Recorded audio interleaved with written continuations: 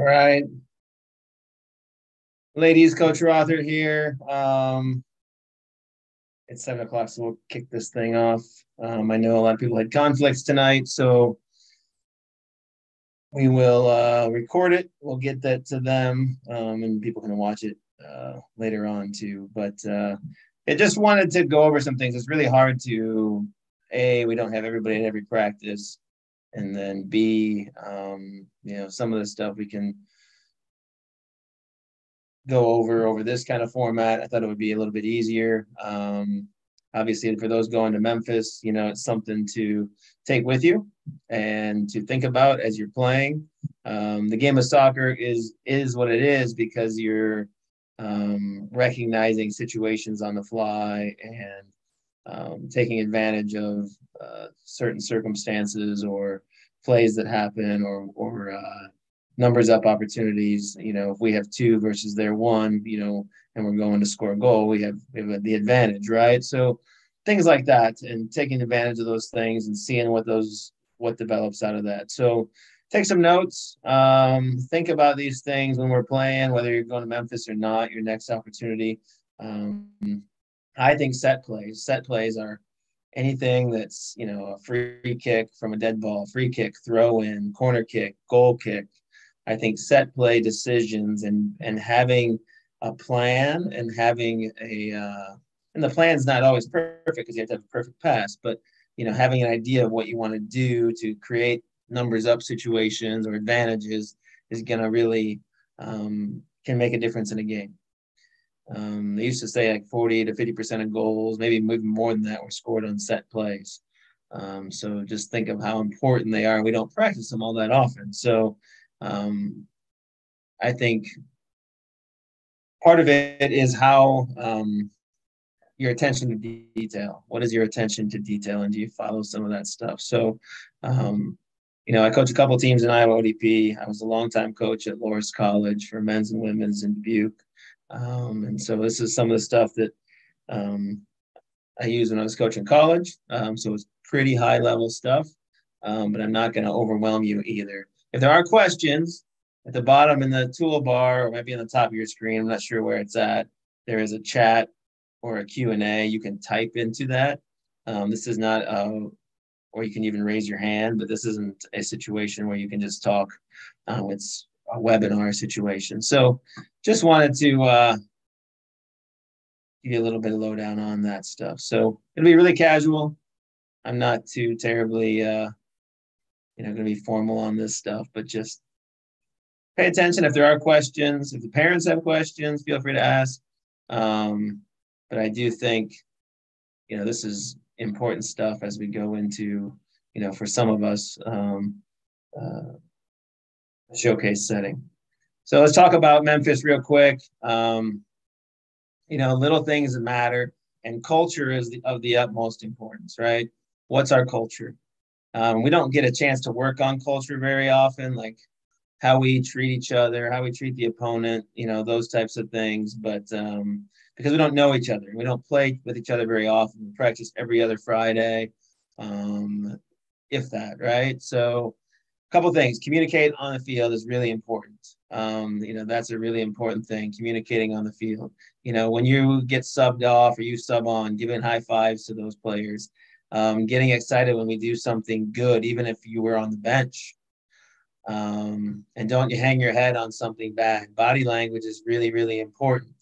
I only want strong, positive body language. If you make a mistake, mistakes happen. The game is full of mistakes. We need to don't let the other team know you're frustrated. Right, and move on to the next play, right? If you let the other team know you're frustrated, they're going to pounce on that, and they're going to take advantage of that, and they're going to gain a lot of momentum, right? And we want to move on to the next play, and we want to, get through and move on to the next situation. So you lose the ball, really work hard to get back and win the ball back. Those types of things matter. When you're on the bench and you're sitting out, be engaged. Watch what players in your position are doing. Know the opponent's tendencies. If you're playing against a player, you should be able to figure out in the first minute or two if they're right-footed or left-footed. And if they're right-footed, you want to force them to put the ball on their left foot, make them play with their weak foot, those types of things. I prefer my bench standing up and being engaged and cheering on the other team. And I think that helps with momentum. I know you're engaged and you're paying attention. Some other coaches don't, and that's fine. And I'm going to be the one coaching in Memphis. Coach Jenna is pregnant and pretty far along, so she will not be joining us this time around. But, so just some things that I'll ask of you when you're competing and playing and things like that. Every coach is different.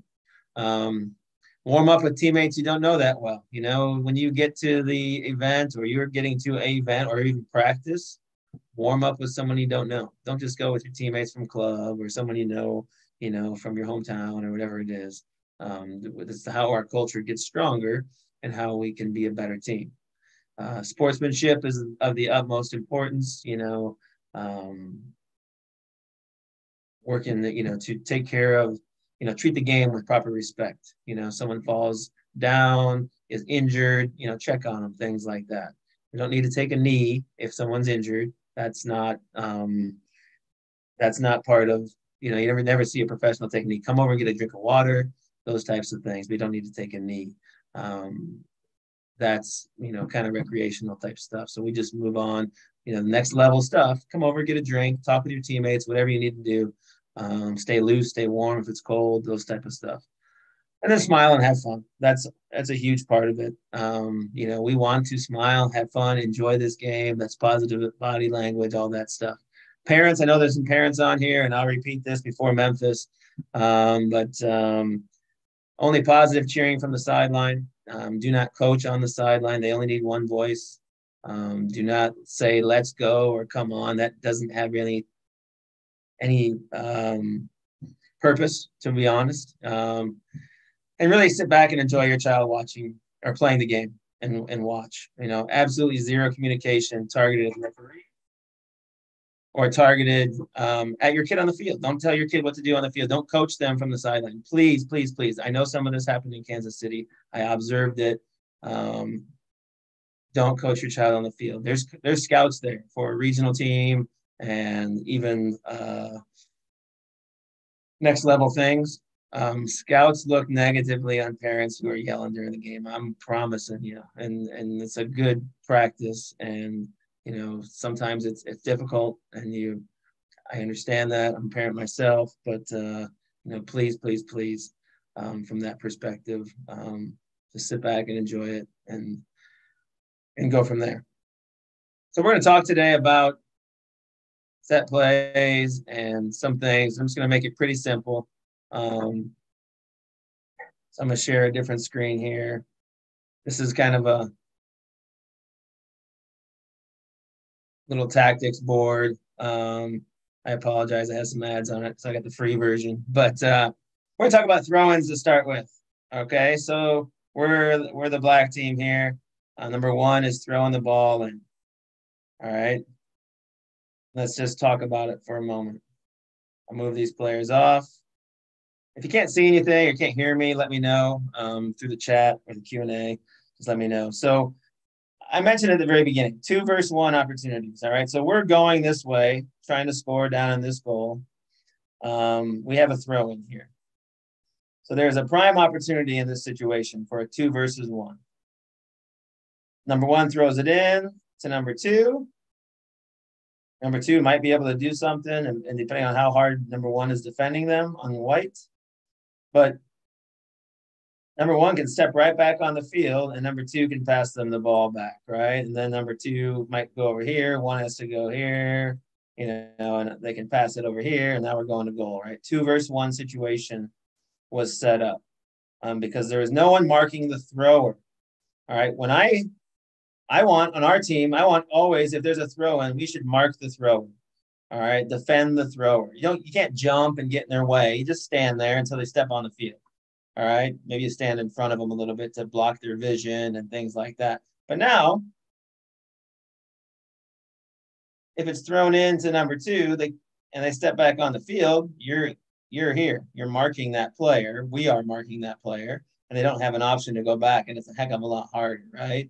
So just a little 2v1 situation, and how we eliminate the 2v1 on defense, because we have 2v2. Most teams, I promise you, don't mark the throw. All right, even at college, even at the high levels, this return pass is open. All right. So we'll talk about that. I'm going to show you a quick video and show you how that's done. It's a little bit different. You throw it to their foot. All right. You throw it directly to their foot because that's the easiest way. You don't bounce it into them. You don't throw it to their chest. You throw it right to their foot.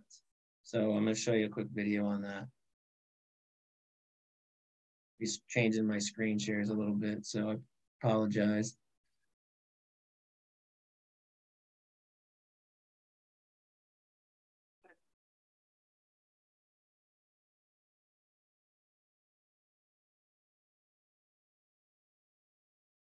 All right, so the defender was close to him. I did that one quick. Let's watch that one more time. Right to the foot, stepped on. Now they're in. They got 2 versus 1, okay? If the defender stays off of him,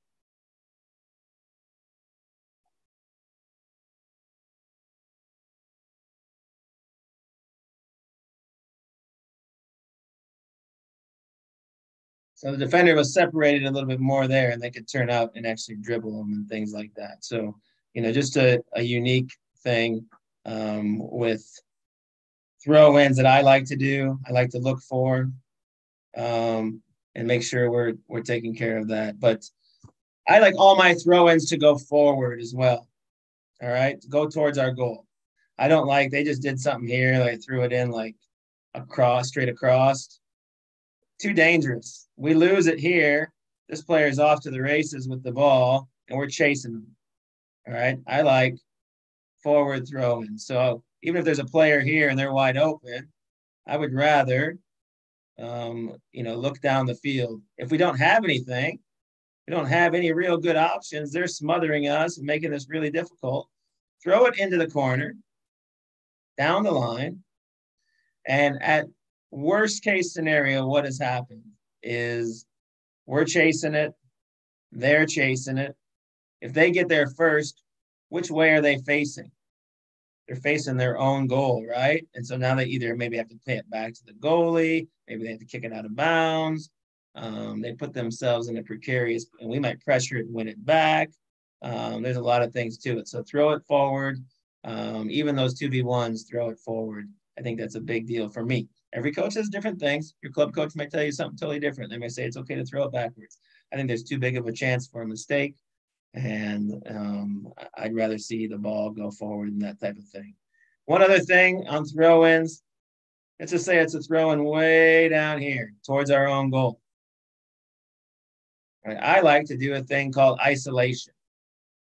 All right, let's say we have a couple players down here. I don't like to all be right here because what's going to happen? The defense is going to clog in and make this difficult.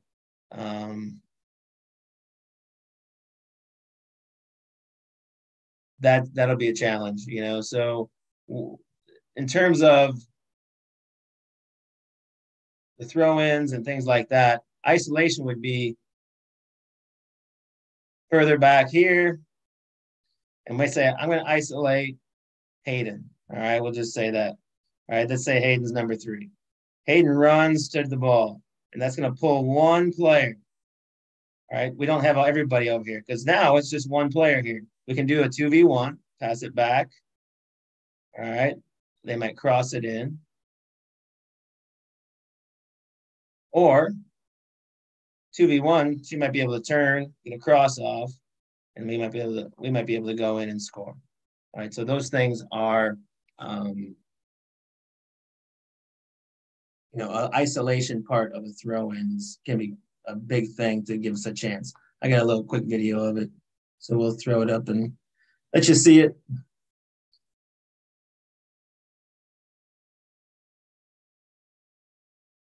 All right. I was a coach at Loras College for a long time. This is a isolation goal we had in a game. Got us a goal to go on to the Final Four, so a pretty big So throw it in, up the field. This player, everybody's out of the way. So this is the only defender out here. This player gets it, crosses it, and that player heads it in.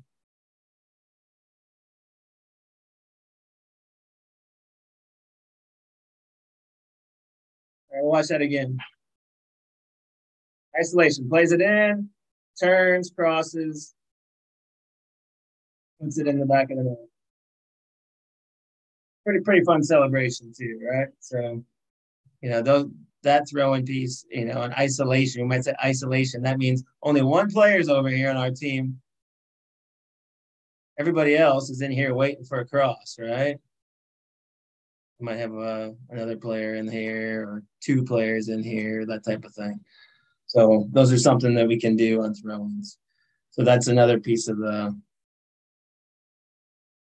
puzzle on that piece of stuff. So the final piece is a long throw-in. Our fields aren't that big. If you do have a long throw, someone can throw it in a ways. I always say there's no offsides on a throwing, right? So you could set somebody up down here.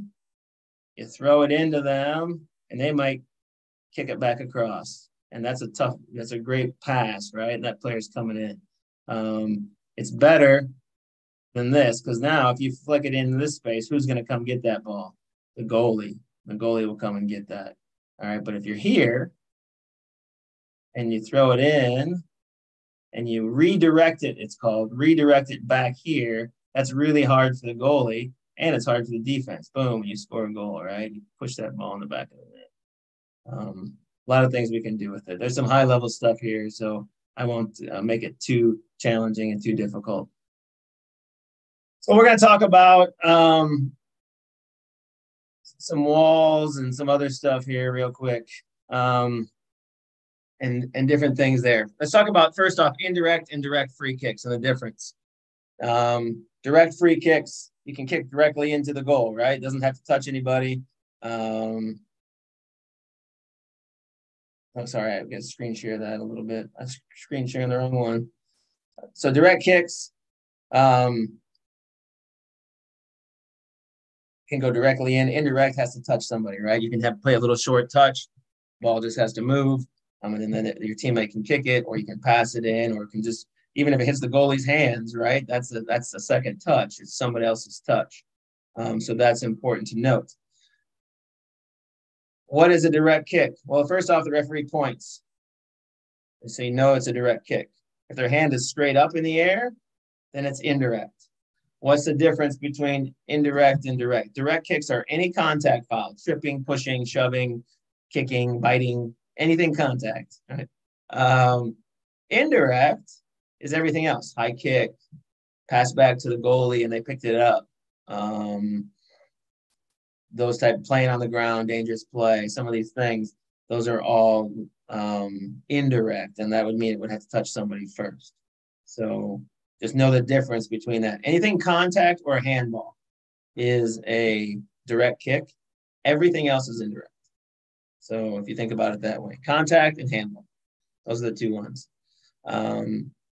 So knowing that is important because you need to know what the situation is. And don't look around. You need to be able to react quickly. The faster you, sometimes we want to put the ball in play fast and get the ball moving. So how many people, we're going to talk about walls and setting up walls, okay? So we have our goalie, put a goalie in there.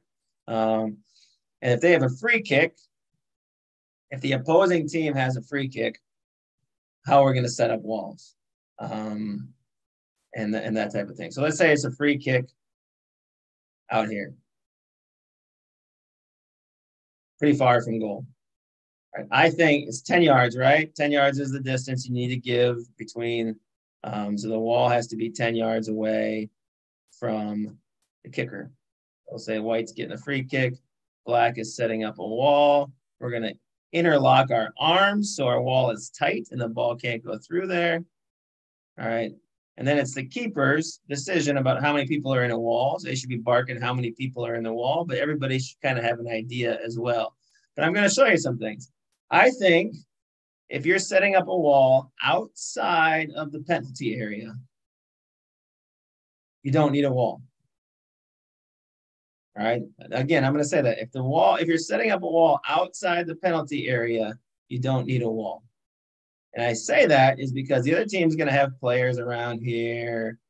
And then you're also blocking your keeper's vision, all right, for a long shot, and they might hit it into the upper corner. Whereas if we didn't have a wall, this might be 25 yards away from goal. I think our keepers can handle that shot from 25 yards away. So I'm gonna without blocking their vision, but if we did block their vision, it's a little bit harder. I will say this. If they put one person on the ball, just like a throw-in, we're gonna have a one-person wall 10 yards away.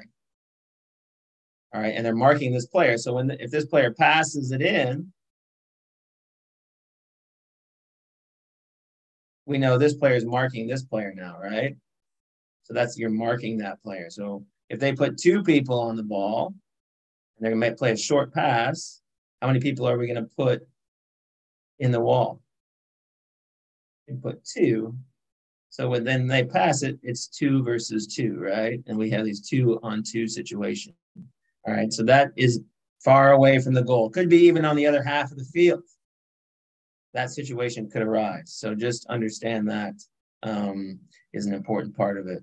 So, but let's just talk about walls then real quick. Let's just say it's closer, right? Over here. Down in the corner, we need one person in the wall. Free kick down here. Even a corner kick, we're going to have one person 10 yards away. There's a little slash on the field here that means 10 yards away. It's on most fields. You line up right there on that spot. And if they have a kicker, we'd have that. If they have two on the corner, how many think we're going to have? Two. So they can't do that short kick play, right? So you got to recognize that. We have to sort that out defensively. All right, but let's just say it's free kicks and they're just going to kick it in. So I think we got to give ourselves a chance. This person's just going to cross it, one person in the wall. As we get to the corner here, we might have two people in a wall if the free kick is over here. All right. The free kick's more around here, we might have a 3-person wall.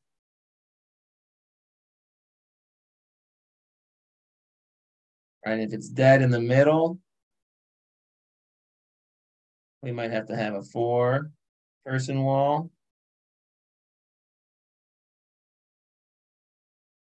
Help block it. We should line up so the keeper has the post covered, okay? So we're going to leave one side of the field open. The keeper is going to be able to cheat this way because the wall should be lined up. If the keeper's looking from behind the post, should be able to see it here, right off of the edge of the wall. I like our forwards and midfielders in the wall. Why? Because I want our defenders marking these other players who might be trying to get open for passes. I want our forwards in the wall. I want our tallest forward here on the near post because a good player might be able to bend it right here and try to go right over the top of your head. And the keeper always going to line up probably over here because the wall's covering this side of the goal over here a little bit, right? Just depending on where the ball is located. So kind of line it up so the ball runs right through from your post as a goalie. You're standing there and it runs right through that number 4 player. Right, if you look between number 4's legs, you could see the ball. That's kind of what the goalie should be looking for. And number 4 is likewise. You should be able to turn around and see the near post there and then pull the players in there. That's kind of how you line up your wall.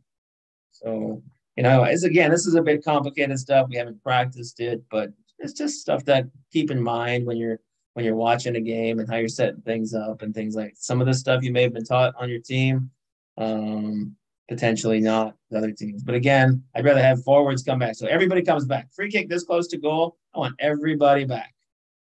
All right, we're going to defend well, right? And we're going to have everybody back defending because this is a goal-scoring opportunity. We need to deny that. We need to put all our efforts into that.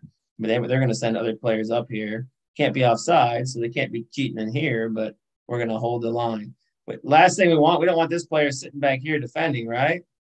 Because then this player can run in here and be on sides because that player is holding everybody on sides. So if you're not in the wall, you got to be up at least even with the wall so that this player can't just run in behind, okay? So it's important that even off the wall, you look across, you can see where you're sitting. You know, as soon as it's kicked in, we can run in. So that's a little bit about walls and things like that. There's a thing called an indirect in the box.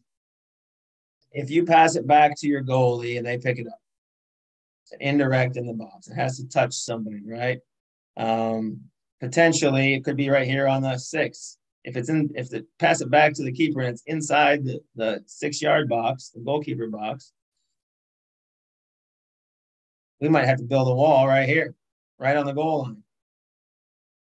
And I'll put our keeper in front of the wall, bringing all players back. We might have all 9 players filling the goal and blocking that thing. All right. And that in a wall straight across. So it's really hard to get through because there's a free kick. It's right here now. All right. And they have to touch it. Then I put 2 players on it. As soon as they touch it, the keeper can run out and try to block it. And everybody else stays on the wall. If we get this situation, same thing. Put it down fast. Try to shoot it before they build a wall. But remember, it has to touch somebody first. So talk to your teammate. Set it down. Short tap to a teammate. They shoot it in. If you don't have time for that, you're going to have to potentially kick it high. All right. Here's a little example of that I found today. So right, indirect in the box. Look at this whole team is lined up in there. This guy's getting ready to take it. He's going to pass to his teammate and shoot it. The whole wall from the other team is getting ready to block, right? Here's another example in the video format. Right, he shot it high, and it worked out pretty well for him, right? So short play, short little touch right here from this player, kicks it over the heads of everybody. Keeper was going to run out and get it, but there's not a whole lot they could do. And plus, everyone's kind of scared out of their mind, right? So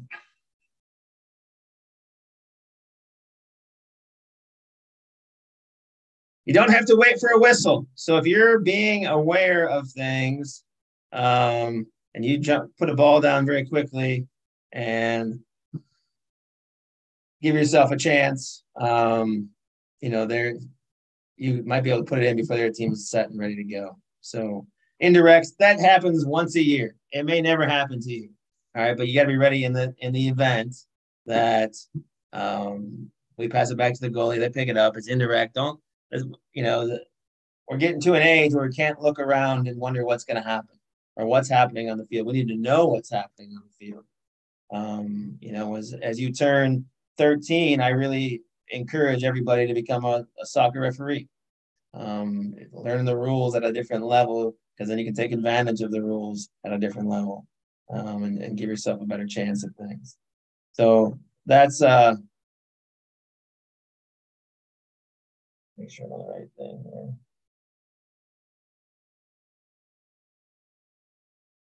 We're back to the tactics board. We'll talk about just a couple more quick things and I'll let you go. I wanted to keep this to 40 minutes tonight, so we'll do our best to do that. Quickly talk about corner kicks and what we can do in corner kick situations. We can't head the ball yet. So, I think corner kicks can be really good opportunities to score, but we can't score yet. And so we're going to have a situation here where we're going to try to give ourselves opportunities to score, but, keep the ball line drive, or on the ground, hit really hard and things like that. So I'm going to talk about this situation first. First off, if they keep one forward up and we're taking a corner kick, I like to have 2 defenders back. All right. Just so that we have the advantage numerically. They can't counterattack and it's 1 versus 1. If we send everybody up to score on a corner kick and we leave this 1 versus 1, we might put ourselves in trouble, right? So I always say we keep 2 back for every one forward. If they kept 2 forwards up, how many players should we keep back? 3.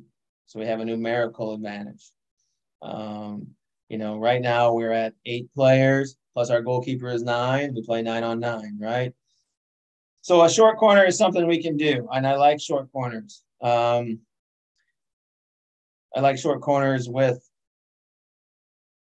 and be able to play it in. And basically what you do is play it into this player and overlap them this way.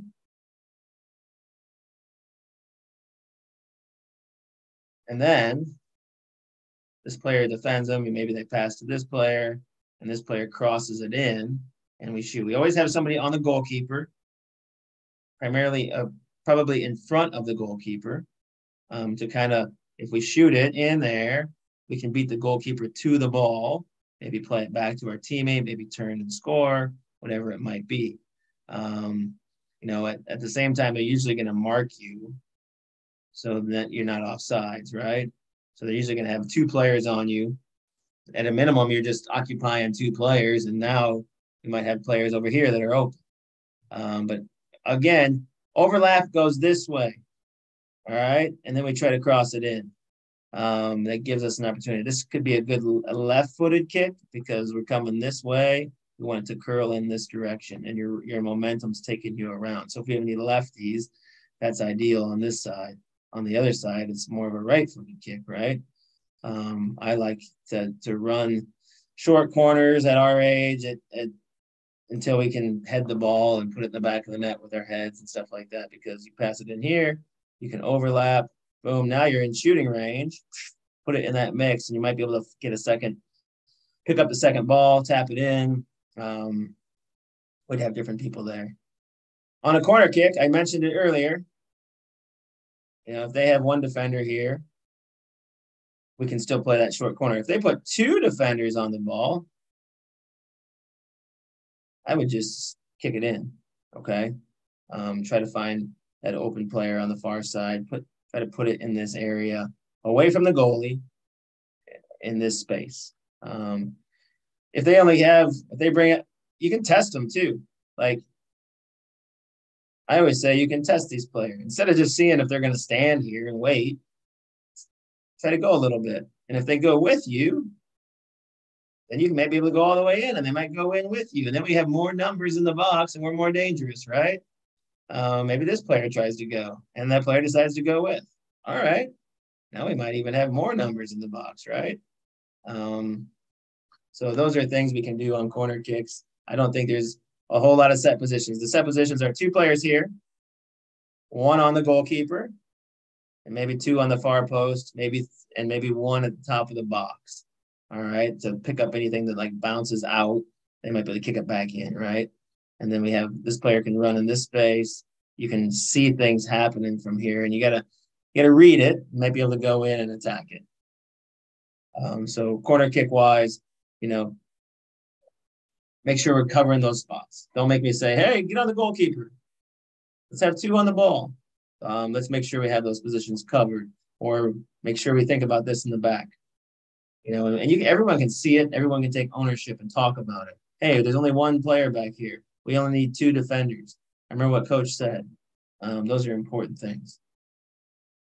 So that's a little bit, just a 1 little corner kick play. I like in-swinging corner kicks. So if we do take a corner kick without making the short corner, I like this one to be a right-footed, and it swings in because of the natural momentum of your leg and the curl on the ball. On this side, it swings in. It can be a lefty if we have a lefty. If we don't have a lefty, it can be a right-footed player. I'm not terribly worried about that. But, this is kind of how it would look at the start. 2 players over here, 1 at the top of the box, 1 on the goalie, 2 out here, 2 or 3 back here, depending on numbers. Hopefully 2 at the most. We make them have to play defense. Let's put them down under pressure. We want to be down here, and let's keep it down there. Do our best to keep it down there, right? So that's a little bit about corner kicks, things like that. On goal kicks, last thing we'll cover quickly, our own goal kick. Our goalie You kick it from anywhere inside this box, right? Oh, wrong color. Doesn't have to leave the box anymore. So we line up players on each side. Don't pass it right here, because now they have to turn their face their body, right? I want it just out a little bit in front of them so they can do something with it. Maybe, and then we have a player wide. All right, and we have more players wide on each side. So now as it went over here, we're never going to pass it back across our goal. All right, we're either going to go here, or we're going to find players in these seams, and this player is going to drop in. This player, as it goes over to that side, is going to come in here and help in case we do lose the ball. All right, they're in a position of help, right? And we can do that. If you have nothing, these are all no options, you can kick it big. That's fine. I'm good with that. There may be times in a game, and especially if we have a lead or things like that, we might just initially have if our goalie can do it, great. But if we need a defender to do it, just kick it big and wide.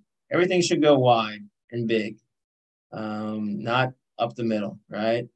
Because if we don't get a good, don't get a good kick on it, this white player gets it. They're only 20 yards from goal. They can come in and shoot and score. All right. So those are some things on goal kicks. Very basic. Nothing too complicated. So that's that. I don't have much else. I just wanted to keep it short and sweet. I wanted to talk about walls. I wanted to talk about throw-ins. I wanted to talk about corner kicks and goal kicks briefly. Free kicks on our end, shoot the thing. All right. We need to make chances out of it. Shoot it. Or if we are far, far away, let's say it's a free kick way out here, let's have a big leg, put it in the box. Unless we can do a quick short play where we have two and they only have one, and we can do a short play, short pass to this player who then can dribble all the way in with it, right? That's a good option. But if they put two out here and make it difficult on us, we're just going to serve it into that mix, and we're going to have people run and try to get their body on it or leg on it, put the ball in the back of the net, right? Kick it forward. We want to be down here. That's an important part of it. Anything in shooting range, shoot it. I think we're wasting chances if we don't get a shot off. So give us a chance. We don't have enough time together to work on set play, trick plays, and things like that. So this is a little bit of info. Hopefully that's helpful. There was one question that popped up. What formation will we be in? It's going to vary. We're going to give you a couple different options based on different scenarios. And I think that's an important thing to note is